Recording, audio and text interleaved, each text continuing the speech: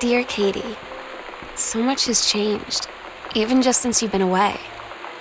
We moved into this house. I'm in a new school, and my big sister being gone for a year doesn't make it any easier. It doesn't feel real, but I'm not gonna let it faze me. I used to tell you everything, and if I can't do it in person, because you're off gallivanting around who knows where, I'll tell it to this journal, just like I was talking to you. Oh my God, you are so lucky you finished high school before we moved into this house. So, it's the first day of school, and there I am, introducing myself to the class, and I say that I just moved into the house on Arbor Hill. All of a sudden, every kid in the room turns and just stares like I suddenly transformed into a mutant. I just stood there, wishing pretty hard for a rewind button. Because now maybe nobody knows my name, but they all know who I am. The Psycho House girl. Great. You know that feeling where the first moment you see someone, it's like they have a big gold star around them, and you have to get to know them? Well, there's this girl. I think she's a senior. She's usually dressed kind of punk, but sometimes I see her in this, army uniform, and she's always drawing in this notebook, looking so intense. I had no idea how I would ever, have an excuse to talk to her. Till I noticed she and her friends hang out and play Street Fighter at the 7-Eleven every day after school. When you live in one place your whole life, your next door neighbor is kind of like your default friend. And Daniel only got weirder over the years. So moving away has been a good excuse to, not see him anymore. But he did always have the good Nintendo games. Maybe I'll give him a call. So you know what they say about the best laid plans of mice and men? Yeah, turns out it applies to Street Fighter too. At least I worked up the courage to walk into the 7-Eleven and ask for a turn, but all that practice at home did not exactly translate in the wild. So after I was finished getting my butt kicked, I followed them outside while they smoked. And that was when she asked me if I was that Psycho House girl. But then she said she's always really wanted to see the Psycho House. Her name is Lonnie. She's coming over tomorrow. Lonnie brought her hair dye over today. She said, I need to fix these roots. Think you could help?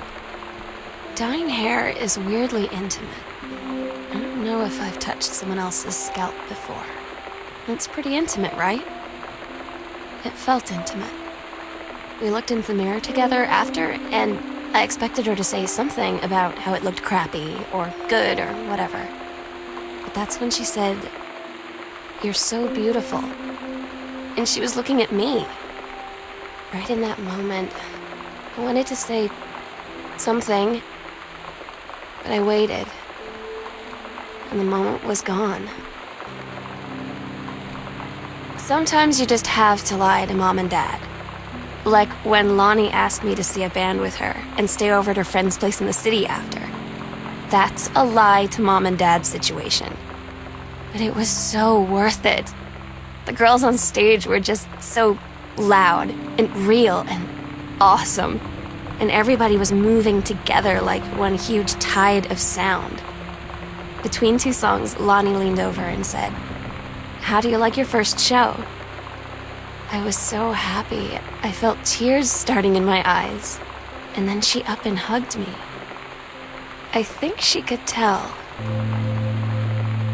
Lonnie came over today, but everything was different. She was sitting at my desk chair, and she wouldn't look at me. Finally, I asked her what was going on. She said she felt like she'd done something wrong that night in the city. Like I must think... But I said no, there was nothing wrong. I just wanted to say... But I couldn't find the words. I felt like I was gonna cry, but I wasn't sad. She got up and sat next to me on the bed. I looked at her. Lonnie, do you think you could ever... And that's when she kissed me.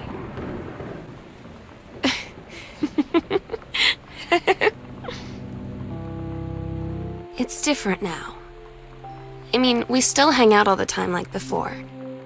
But now when no one else is around, well, you know, so you could say we're dating.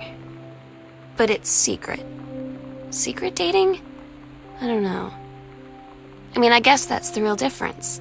Now when we get off the phone or go home for the night, or it's just quiet and we're alone, we say I love you.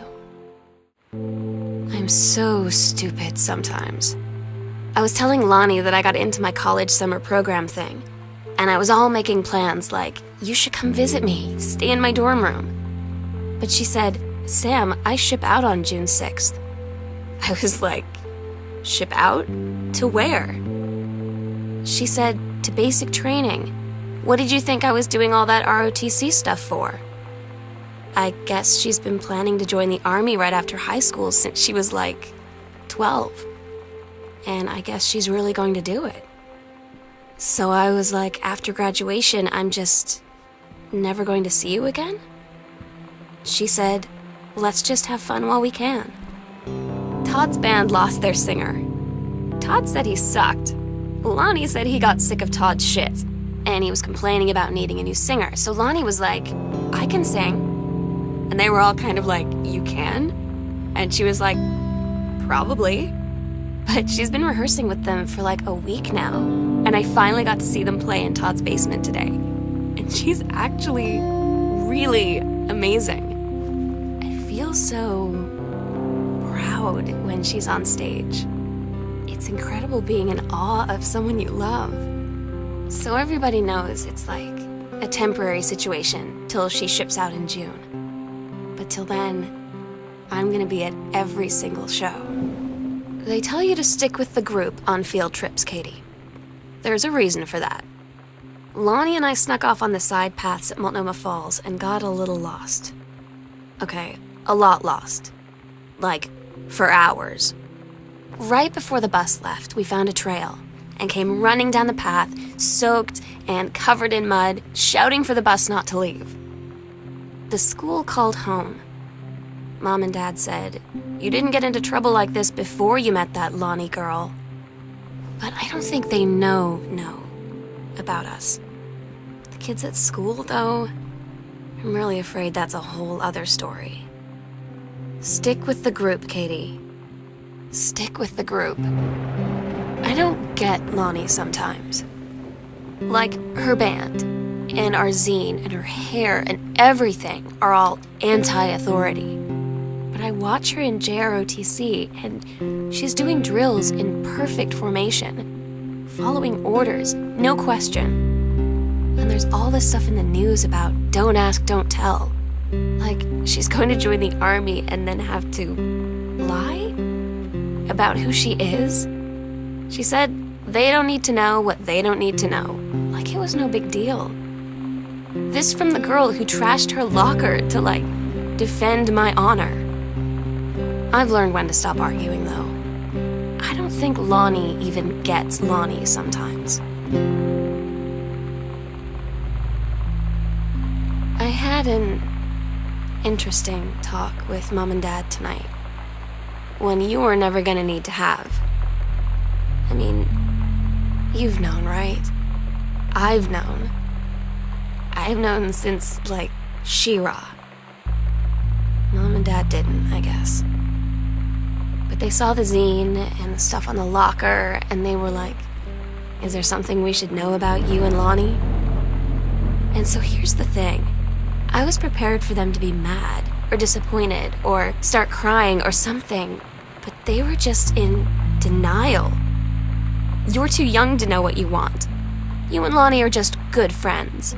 You just haven't met the right boy. It's a phase. That's what I didn't see coming. That they wouldn't even respect me enough to believe me. Well, joke's on them, 'cause they're in for one very long phase. Daniel finally came over to get his game. I'd been dreading it. But he brought this story with him that I wrote when we were little. I started reading it, And then there I was, crying at the kitchen table. He asked what was wrong, and I was thinking about how we used to be friends, how much I'd taken for granted. But instead, I told him about school, and Dad, and Lonnie. And then how sorry I was that I wasn't his friend anymore. He gave me a hug and said it was going to be okay. And for some reason, I almost believed him. I asked Lonnie what she had to do to get ready to ship out for basic training. She said, not a lot really. You're not allowed to bring anything with you. You have no possessions, no contact with the outside world while you're in basic. You just train hard every day, and then you deploy from there. So, they'll just send her away. To who knows where. The other side of the country, the other side of the world. My mind, can't process it. She's really going to be gone. Just gone. Lonnie had her going away show with her band tonight. She's so incredible on stage. And she was singing, I could practically forget everything. That we only had 48 hours left. That I don't know what comes next. That I can't live without her. Then she dedicated the last song to me. I couldn't take it. I was out on the curb in the alley, sobbing till my ribs hurt. I would follow her anywhere, Katie. But I can't. Where she's going. After a long time, she found me. She said she was sorry. She said, I wish things could be different. I just wanted to make you happy. I said, I don't think you can anymore. We agreed our last night together would be our happiest ever, and we'd forget tomorrow was going to come at all. It worked for a while. We had a good time seeing Oscar off, then ran up to the attic to look through our photos, to find one for Lonnie to take with her. And looking at them, I realized they were all in the past, and there wouldn't be any more. And I didn't know what I was going to do. And I cried. And she held me.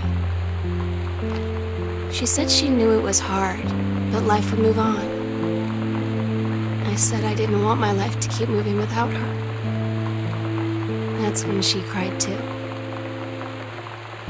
I was so exhausted. I must have fallen asleep like that, in her arms. In the morning, I woke up, and I was finally alone. Oh my God. Katie, I fell asleep in the attic, in Lonnie in my old spot, and I missed the first 2 calls. I just barely caught the third one before the machine got it. And it was Lonnie, on a payphone. She'd been on the bus to basic, and she said she couldn't think of anything but me and us, and that she couldn't go through with it, with the army and being a part and all of it. And so she got off the bus in Salem. She said, Sam, I want you to pack up everything you can and get in your car and come find me. And let's just drive until we find somewhere for us. And she asked me if I could do that. And I said yes. Yes.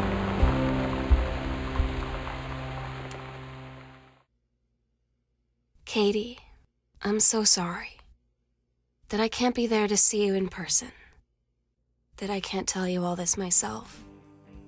But I hope as you read this journal and you think back, that you'll understand why I had to do what I did, and that you won't be sad, and you won't hate me, and you'll just know that I am where I need to be. I love you so much, Katie. I'll see you again someday. Love,